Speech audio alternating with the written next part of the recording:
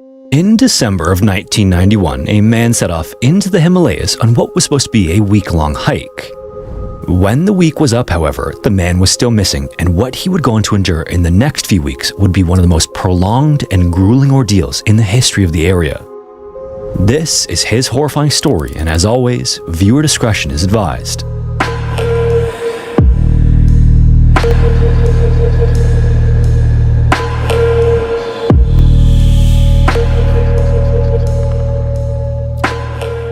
In September of 1990, Australian medical student James Scott sat down to write a letter. When he was finished, he folded it up, slipped the paper into an envelope, and sealed it before dropping it off at the post office. The letter was bound for an unusual place, the South Asian country Nepal, which at the time was considered a third world country and one of the least developed on Earth. For James, however, the country's plight made it the perfect place for him to fulfill an elective period requirement before he graduated with his medical degree and help those who needed it most. After sending the letter on its way to a Kathmandu hospital, James eagerly awaited a reply that just never came. He was a bit disappointed as the days, weeks, and then months passed without hearing anything back, but James was too determined to take nothing for an answer. So 1 full year later, he had a plane ticket to Nepal in hand and had recruited his good friend Tim Hooper to join him there. His hope was that he could convince a hospital there to let him come on board temporarily to fulfill his medical school requirement. But as it turned out, he wouldn't need to lobby for a spot after all. Just before he was set to fly to Nepal, a response finally showed up, and it was a resounding yes. The hospital informed him that he could begin his elective period at the end of December 1991. Receiving this long-awaited reply was the icing on the cake for the then 22-year-old. James felt like he was on top of the world. He was attending a great medical school and earning top grades, and he had met a woman he planned to marry once he returned to Australia after his residency in Nepal. Everything was just going his way, and while he'd have to leave his family and fiancé behind in Australia for a while, he was excited for the adventure that awaited him in South Asia. James wasn't exactly what you'd call a thrill seeker, but he very much enjoyed staying active. He worked out sometimes 6 times a week through hiking or bushwalking, as it's sometimes called in Australia. He also cycled in some of his home country's most challenging natural terrain, but it was karate that was his real passion and something he truly excelled at. James had earned a black belt and competed nationally, and in 1989 he won his weight class at the Queensland Championships, and later that year he finished 3rd in the Australian Championships. All this is to say that James was young, fit, strong, and capable of taking September along with Tim to settle in. He then visited the hospital a handful of times and met the doctors and nurses he'd soon be working alongside, and they got to know him a bit too. And when some of them learned about his passion for staying active, they recommended that he use his downtime before his elective period to begin to trek the nearby Himalayas. For an avid hiker like James, this was the opportunity of a lifetime. The Himalayas obviously aren't just any mountain range, and Kathmandu is like the epicenter of activity as one of the closest settlements to Mount Everest. Interestingly though, while James enjoyed hiking, he wasn't much of a climber. In fact, he was terrified of heights, so climbing a peak like Everest was out of the question, but luckily the Himalayas offer a variety of terrain that was much more suitable for him. After getting settled in Kathmandu, James and Tim immediately started planning a hike up the Jomsom Trail, which is a popular trekking route that takes more than a week to complete and runs through forests, rocky landscapes, and the deepest gorge in the world. And since this was more than just a leisurely day hike, James and Tim wanted to make sure they were prepared. The Himalayan winter was fast approaching, so they set about securing a list of supplies, and they would also hire 2 porters to help carry their gear and a guide to lead them. When the day finally came to set out, James and Tim quickly found it to be an enjoyable trek. As the days passed, they reached as high as 9,800 feet or 3,000 meters and were treated to some of the most spectacular views anywhere on Earth. The weather was cold considering the high altitudes, but it wasn't anywhere near as bad as they were prepared for. As they continued on, they even ran into some trekkers who were just wearing ski jackets and sneakers, and soon James and Tim felt a bit ridiculous for being so over-prepared.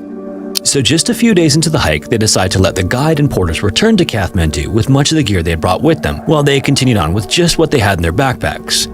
A few days after that, they arrived back in Kathmandu, riding the high of completing a successful trek through the Himalayas.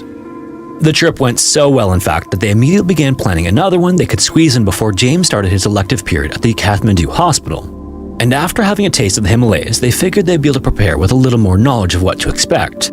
The problem with that assumption, however, was that their next trek would begin in late December, which was a much different animal than a Himalayan September. Their preparation for the Jomsom Trail would have been much more appropriate for their next planned trek, but the ease that they completed the Jomsom Trail gave them a false sense of security. This time, they planned to take the Hlambu Trail, which was a much more challenging route, but one with lodges along the way, giving trekkers a chance to eat and rest. When December rolled around and they made their final preparations for the trip, they did so with minimal gear, just enough to fit in their rucksacks. James also brought 10 pairs of underwear, a handful of t-shirts, a pair of thermal underwear, several pairs of pants, one sweatshirt, and a light jacket. Additionally, he brought one towel, his camera, and 4 different books to read during nights in the lodges. On December 21st, they got their trek started and made it to the first lodge, where they met a few German hikers who were on their way back along the Himalayan Trail.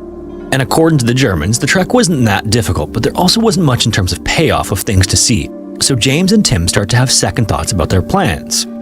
James then pulled out a map of Nepal that he had, and as was often the case in third world countries, it was old and outdated, but he could at least see some of the other trail options if they want to change course. After looking at the map James was reviewing, the Germans pulled out a much better and newer map and allowed James and Tim to keep it. The pair then set their sights on the Gosenkund Trail, which was an offshoot of the Himalayan Trail that wasn't marked on the old map.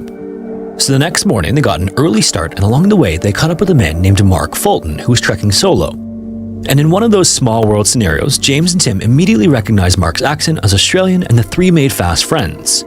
As it turned out, Mark was also planning to take the Himalayan Trail, but James and Tim were quick to convince him that it wasn't worth it based on what they had heard from the German trekkers.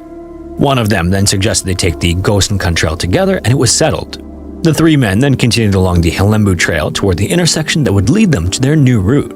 Along the way though, Tim suffered a leg injury, and as much as he tried to push himself through the pain, it just wasn't happening. Tim then stopped the other two and said that he was going to return to Kathmandu. James and Tim then had a quick conversation, and James said he'd return with him, but Tim insisted that he go along with Mark and finish the trek. Tim didn't say it at the time, but it was written all over James's face that he wanted to keep going, so the two friends made plans to meet for dinner at their favorite restaurant on Christmas Eve before going their separate ways. As they did, Tim asked James for one of the maps he could follow, and in an absent-minded moment, James accidentally handed him the new map the Germans gave him, the one with Gosenkund. Tim also forgot to hand over the one letter they had between them in case James and Mark would need to start a fire at some point. But either way, James and Mark then continued to trek to the Himalayas for the rest of the day before making camp somewhere around 9,800 feet above sea level. The next day, they made it to an area called Therapati, where the intersection with Gosenkund was. Once there, they noticed several trekkers coming back down Gosenkund toward them, and the two groups stopped to chat for a moment, namely so James and Mark could gather some info on what might lie ahead. The returning trekkers said that it was a challenging trail for sure, but there was no snow on it, which made it infinitely easier to traverse. So, satisfied that they were making the right decision, James and Mark thanked the trekkers and continued on to their next lodge. At dawn the next morning, the two men awoke to a surprise. It had snowed overnight, albeit with a light dusting, but the clouds were concerning. So just to double check the conditions, they spoke to the lodgekeeper and asked if it was going to snow that day. The lodgekeeper then told them that there was no snow in the forecast and they should be able to make it over the pass with no problems. So around 7:30 a.m., James and Mark departed the lodge and spent about the first hour and a half on a pristine trail, taking in the breathtaking sights of the mountains all around them. As the morning wore on though, conditions changed rapidly. The temperature fell noticeably and more dark clouds rolled in. Soon it also started to snow, but it wasn't anything like what must have fallen overnight. Instead, these were large flakes that severely limited visibility and started to accumulate beneath their feet faster than the two men expected. Before long, the storm had dumped 5 inches of snow onto the ground, and the once clearly visible trail was now buried. This caused James to become concerned as they continued on, and he wondered if maybe they should turn back. Before he could say anything though, he and Mark somehow ended up on the opposite sides of a creek, and they could no longer see one another. It would take them 15 minutes of shouting back and forth before they were able to reunite, and James immediately voiced his fears about the conditions to Mark. Mark, however, was unconcerned and convinced that he could find the pass that would lead them back to Kathmandu. James wasn't so sure, and in a move that disappointed Mark, decided his best course of action was to retrace their steps to the lodge where they spent the previous night. Mark, on the other hand, decided that he was going to continue on, so after a brief conversation, they went in opposite directions. As James started on his journey back the way he came, he did his best to follow the footprints, but the snow was falling so hard that they were filled in more and more the further he went. And before long, he had no idea where he was. There were very few landmarks, if any, to mark the trail, and the snow was falling so hard that it was impossible to see more than 30 feet ahead. This meant that James had to face the fact that he was now lost. So next, figuring that the creek nearby must lead to some semblance of civilization, he started to follow it, and in checking his old map, he saw that it ran right to the town of Talu. After 4 more hours of walking, he noticed that the valley he was once in had significantly narrowed and the high rock walls were rapidly closing in on him. As far as he could see ahead of him at this point, he saw that several creeks came together to form a small river, so he continued on. After a short walk, though, he saw that the river had come to a complete end as the rock walls alongside him were now closer than at any point previously. It was a waterfall. But still hoping that he could somehow find a way down it, James crept closer to the edge of it and looked down, and immediately he knew he was in trouble. He estimated its height at around 100 feet or 30 meters, and he was suddenly without many choices. Going down was out of the question, and going back was no guarantee either.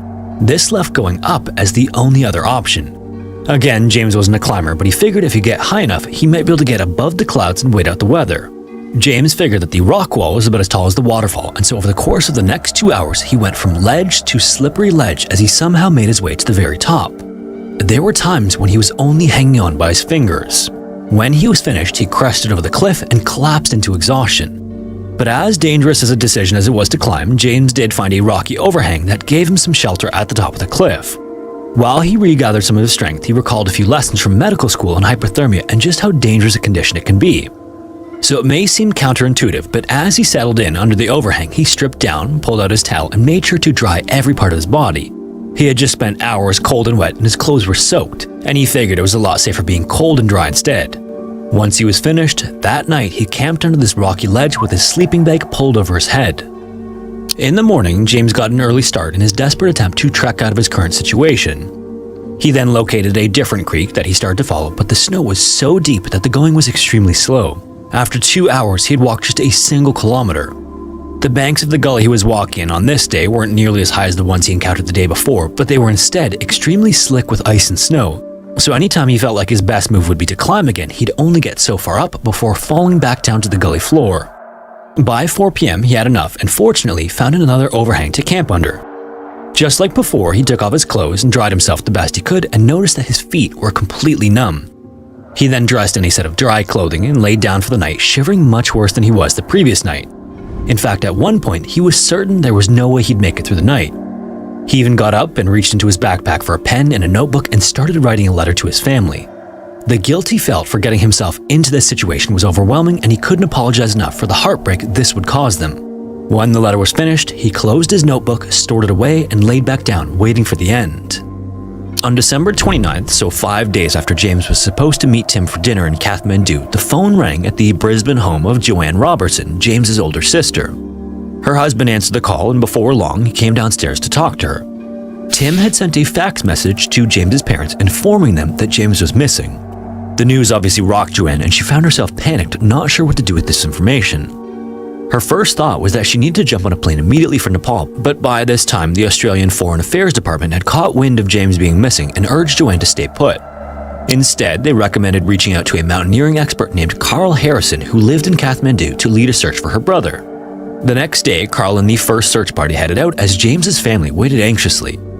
They waited for the phone to ring with the news that James had just been snowed in at one of the trail's lodges, but as the days passed, that call never came.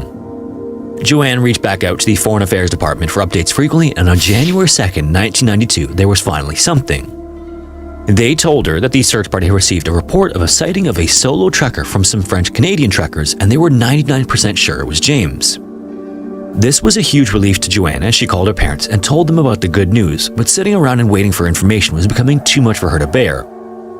The next day, she went and got a travel visa for Nepal, and on January 7th, she boarded a flight bound for South Asia.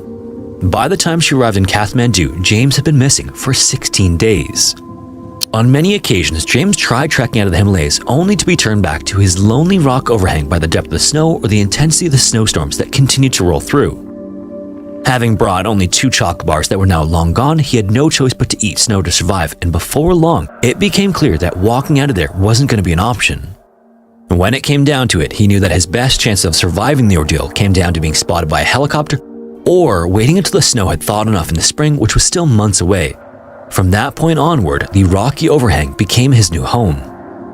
He had no food, no fire, and nothing but the clothes on his back and a sleeping bag to keep him warm, so he did the only thing he could do, which were sleep and read. Obviously, though, little could distract him from the raging hunger he felt. He thought about food when he was awake and dreamt about it when he slept, but after the first 2 weeks or so with nothing but snow to eat, the hunger eventually dissipated as he leaned on the discipline he learned as a karate student. Almost like he was meditating, he'd do his best to think about particular movements, techniques, and sequences, consuming his mind with every tiny detail. Soon, about the only thing that could break that train of thought was the condition of his feet. He hadn't been able to feel them for some time, and it didn't matter what he did to try to warm them up, nothing worked. Then, one day, he removed his shoes and socks and saw that his feet were completely blue. He then reached into the medical kit and pulled out a pair of dissection scissors. Then, he jabbed them into the side of his foot. The wound quickly bled, but James felt absolutely no pain. He was now terrified that if he did survive the ordeal, he'd lose his feet. But as if this wasn't enough to worry about, he was suddenly reminded one day that he was not at the top of the food chain in the Himalayas. James was awoken one afternoon by horrifying animal screams. He then ripped the sleeping bag over his head and jumped up, looking over the rocky ledge to the slope above him. About 100 feet or 30 meters away, he saw a bush that was violently shaking, but he couldn't immediately make out what was causing it until a large black figure moved into the clearing. It was a Himalayan black bear, and now James was in its sights.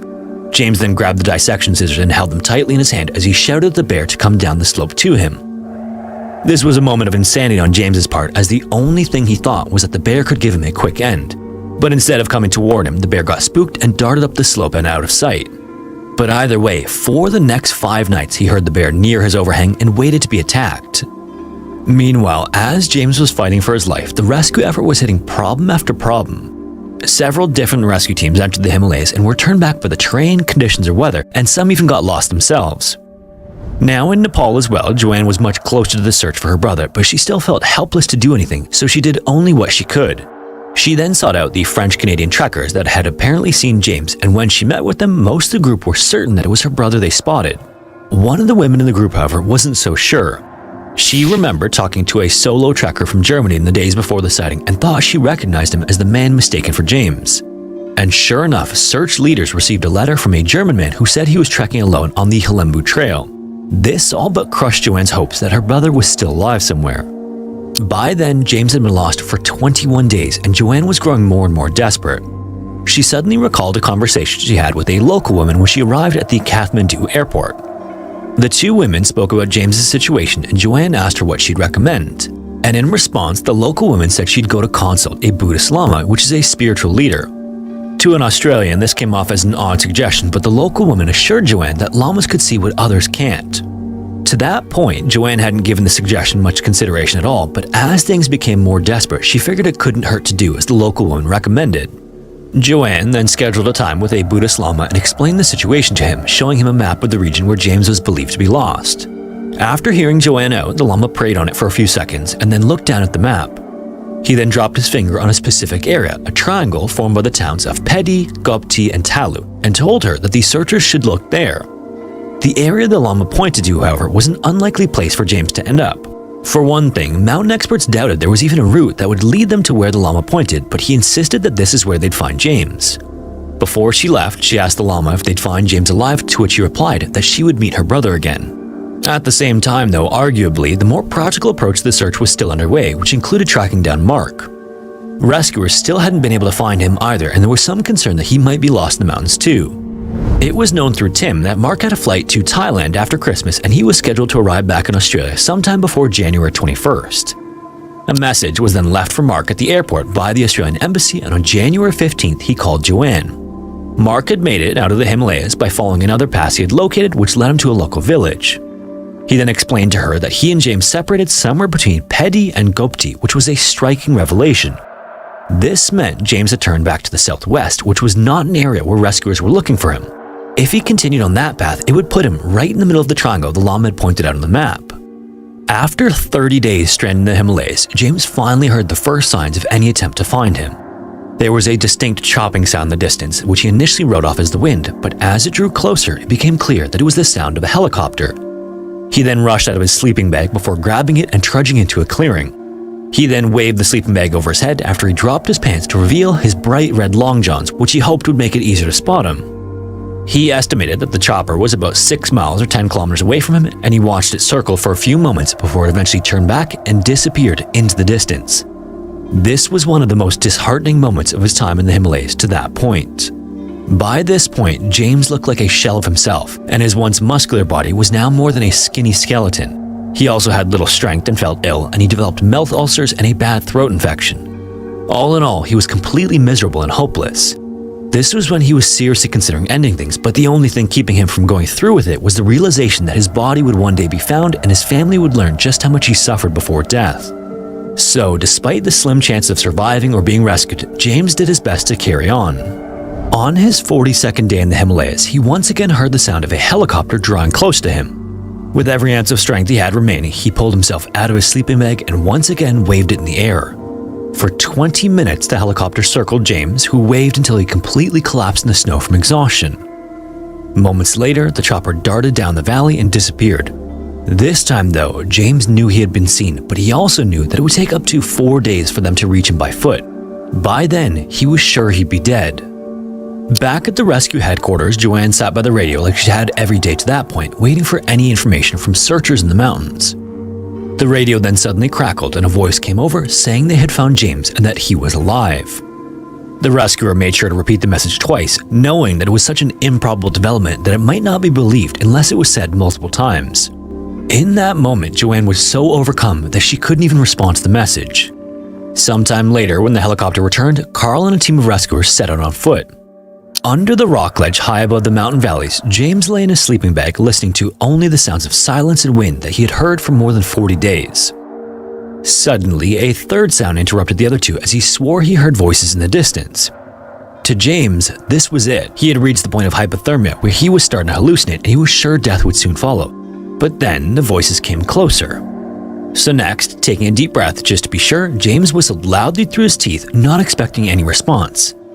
As he waited in silence though, a whistle returned, and upon hearing this, James sat up in his sleeping bag and shouted. As he looked out from beneath his rock overhang, he heard the crunching of boots and soon saw two men who crouched down to look beneath the ledge. One of them then asked if he was James Scott from Australia, and James said yes. The two men then leapt beneath the overhang and started hugging and kissing him. The rescuers had been so invested in finding him that they were overjoyed. One of them then looked at James and said that he was a god.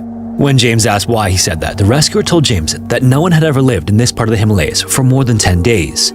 James, however, had survived 43. The next morning, a helicopter flew in and James was attached to a harness and pulled aboard. Back at the landing pad, Joanne anxiously waited the arrival of her brother, and when the helicopter landed, several rescuers exited first and helped James out. He immediately started walking toward Joanne as she ran to him, and the two embraced for what felt like an eternity. She hardly even recognized him. He was dangerously thin, dirty, and bearded. And this would be the last time James would walk for some time as he was taken to the hospital. But he would eventually make a full recovery. The spot where James was found was exactly where the llama said he would be. If you made it this far, thanks so much for watching. If you want to listen to the audio-only version of these videos, you can listen wherever you listen to podcasts. Also, if you have a story suggestion, feel free to submit it to the form found in the description. And if you want to support the channel, consider joining the Patreon or becoming a channel member here on YouTube. Anyways, thanks again, and hopefully I will see you in the next one.